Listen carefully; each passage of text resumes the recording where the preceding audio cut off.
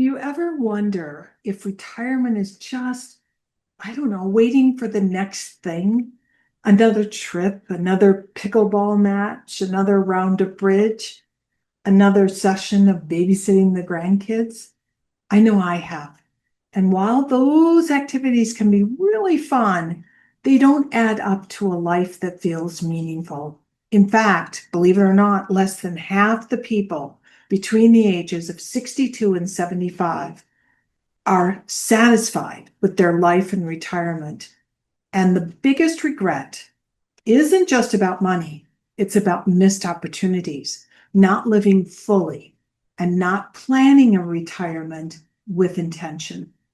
That's why today we're going to talk about how to redefine retirement, how to make it, have meaning and purpose, and how to bring possibility into your new retirement. Hello, everyone. I'm Sharri Harmel, and welcome to the Next Chapter channel, where we unapologetically redefine midlife and beyond. And remember, there is no reason why your next chapter can't be your best chapter. Back to the topic. Face it, work gave us an identity, it gave us goals, and it gave us structure. And once we retire, that all disappears. Suddenly, it's up to us to create our own structure. Honestly, I struggle with this at times. I'll schedule gym appointments, walking days, and yet when the day actually arrives, I want to bail. Anyone else? Without structure, retirement can easily slip into boredom. And that's why this particular chapter in our life, requires much more intentional design than any other stage of our life. The bottom line is we are living longer. We all know it, right? If you retire at 65 today, you could have 25 or 30 more years ahead of you. That is 1/4 of a lifetime. It's amazing. In contrast, I look at my parents. I look at my father who retired at 55. He expected to live maybe 10 more years. So he thought, I'll only have 10 years of retirement. Well, the man lived to be almost 89. That generation was blindsided by this increased longevity. Our generation, not.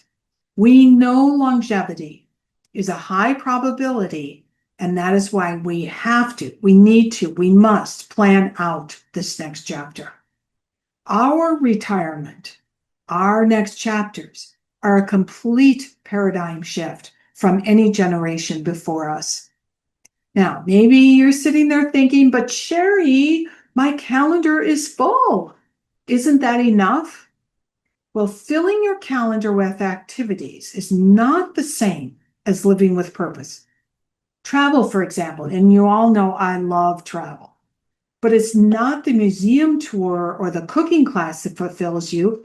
It's how you bring those experiences home and weave them into your life. Purpose, in contrast, is what makes us feel visible. It's what makes us feel valuable and connected, no matter what our age is, actually. And it's so very, very important to our mental health. But what exactly is purpose? You might be wondering that.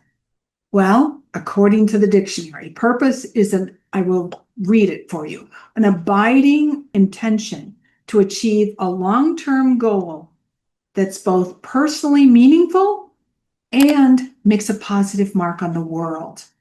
That's the key phrase. A sense of purpose often is other focus. This is the dictionary. Something that can improve the lives of others, something bigger than yourself. A sense of purpose is not a box you check off and move on. So filling up your calendar will not give you purpose. Now, maybe you think, well, Sharri, but babysitting is my purpose, babysitting the grandkids. Well, I'm going to offer up. I've learned those grandkids grow up, and suddenly they just aren't as interested in hanging out with grandma or grandpa anymore. And that usually happens about age 11 or 12. They start to disappear into their bedrooms. As for focusing your life around sports that you love, and I know a lot of people, that's the direction they go. They hit 50 and they start playing pickleball 5 days a week. Most sports, though, require a fit body, a body where nothing is not working properly. And as we all know, things start to happen as we age. One knee surgery and pickleball may not be your passion. So, how do you find your purpose? Well, in my book, I suggest that you start by asking yourself the question, what lights me up? What is it that I feel passionate about? And when you get the answer, I want you to think how you could make a difference around that passion. How could you change or contribute to the greater world around whatever that passion is that you love? And remember, purpose is different from activities. So, as an example, many of you know I'm a birth mother, and giving up my son changed my life forever, and not honestly in a good way. Therefore, I'm passionate about helping young mothers, both so that they don't have to relinquish their children like I did, but also to support those very important early years for children. I'm also passionate about reading. I love to read. I've shared books I love many times on this channel. And I'm even more passionate about it as I watch my grandkids be so incredibly tied to social media and the internet, and they're not reading books like I did as a child. And I've come to the conclusion that I'm sure I read it somewhere. I'm not that bright. But social media and platforms like Google are sneaky. They will only give us the information that we want to hear. They basically game us. They want us to keep returning to whatever the platform is, or whatever the information is, or whatever the product is. So they keep feeding us information that absolutely fits perfectly with what we believe. What is problematic is that it may not be the truth. It may not be, as we all know, the internet also is like just one big receptacle of information. They're not necessarily giving us contrary opinions. That opens up our ideas and our viewpoints, helps us to see different perspectives out there. Maybe I need to think about that a little bit differently. Maybe I need to come at it a little bit differently. That's what books do. Books give us different perspectives. Books give us different ways of looking at things because we don't get to filter the information that's coming at us through the internet. There is no vehicle to filter. We're just reading. And that's why I'm so passionate about reading. So I'm exploring a few organizations in Boston that work with both young mothers and then on the other side that promote reading. Now, I don't know if I'm going to find a place that feels right for me to give my time and my money to, quite frankly, but I'm going to dip my toe in and see if I can find a place that helps me to make a difference in the areas that I'm very passionate about. For you now, your purpose might look totally different. Let's say you are that sports nut. You love pickleball, you love golf, you love tennis, you love working out, you love running, whatever it might be. Find organizations that provide access to those sports that you love for kids that wouldn't otherwise have the opportunity to get involved. If you can't find an organization like that, start one. And I bet you will have kids lined up. Now, the other thing that is different for our generation is technology. And those of us that especially are at the end of the baby boom generation on down, we've been exposed to technology for most of our working lives. And so we're comfortable with technology. Technology, as we all know, has a dark side, but it also has a very positive side.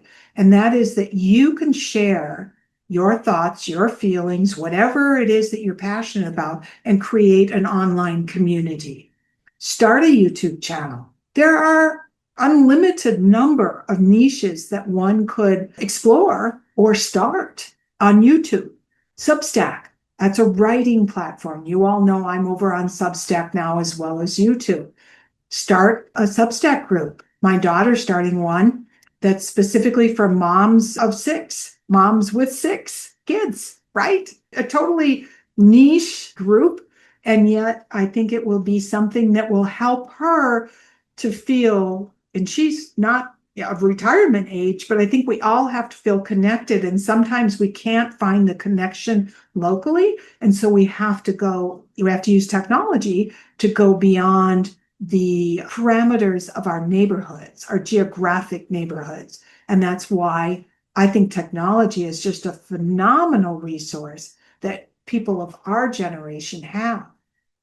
Producing this podcast, I have to be very honest with you, and writing weekly on Substack, gives me structure, gives me accountability, and actually provides community. I love getting feedback. I love hearing people's comments, people's idea, and I try to respond as much as possible. But that's become a little community. There's people that respond all the time in the comment section of this video, this channel, I should say, as well as Substack. I love hearing from them. So don't overlook technology, because it has allowed our generation the opportunity to create purpose in ways that that were unimaginable for older generations. Now, remember, purpose isn't a box that you check off. It's ongoing and it's alive. And it's all about what lights you up and what you care deeply about and where you want to make a connection to the greater world in this lifetime. And this leads us to possibilities, which I think is the other aspect of creating and designing a fabulous retirement, also known as next chapter. Why do we need to know that there is a myriad of possibilities for our next chapters? Well, because possibilities give us hope for the future. In my book, Design Your Fabulous Next Chapter, the very first chapter is about dreams, writing down all the things that you love to do, the things you haven't done yet, the things you want to go back to and start back up. And this is not a test just for the young. But what's different about our generation is that our bucket list is now. It's not something we're going to do someday. It's not a list that you're just going to make and keep adding to it over the years and say, someday when I retire, I'm going to get together. I'm going to get going on that. Our someday is now. It's like your do it now list, not your bucket list. So get together with some friends. If these friends are of the same mindset, and as a group, have people share what they love and brainstorm how they can incorporate some aspect of what they love into their life right now. What's on their bucket list, and how can I get started doing some of those things that are on my bucket list? You can also do this, maybe you don't have friend groups that are like-minded, if you want to call it that, then use an online community. Use this channel, use my Substack group. The people who have joined in on this channel, as well as my Substack group, are people who are all on this journey, trying to figure out, how do I make my next chapter really fantastic, even though there are some challenges that we all have to deal with in this particular time period. And the other thing is to be creative, and that's part of possibilities. Possibilities are connected to creativity. So let me give you an example. What if on your bucket list, and a number of people have said this to me because I did it, they have the dream to live in Paris, but they sit there and say, Sharri, there's no way I could do it. I couldn't afford it. I can't sell everything up and move to Paris. I have family I have responsibilities for. I couldn't afford the travel back and forth, so I stay in touch with family and friends. I totally get that. And honestly, I couldn't do it today either. My life has changed significantly from when it was that I lived in Paris. But you don't have to pack everything up, sell everything, and move to Paris to experience a Parisian life. What could you do instead? Watch YouTube videos of Paris. I've made all kinds of them. I have made videos about food and how to cook and eat like you're in Paris, and what do I notice different in the dress in Paris. Explore Parisian or French interior design. Watch movies that take place in Paris or in France. You can live like you're in Paris no matter where you live, right? Like I said, you can cook like you're in Paris. You can eat like you're in Paris. You can dress like you're in Paris. Technology allows us to be in Paris, even if we're on our sofas in our apartments. We can incorporate that into our lives. And there are so many fabulous books on bringing Paris to your home, no matter where your home is. So that was a bucket list idea that suddenly got turned into a do it now idea, which is crazy fun. And I think that's what possibilities and creativity is all about. We are this generation of technology. As I said earlier, we have access to research, whatever it is that we want to do.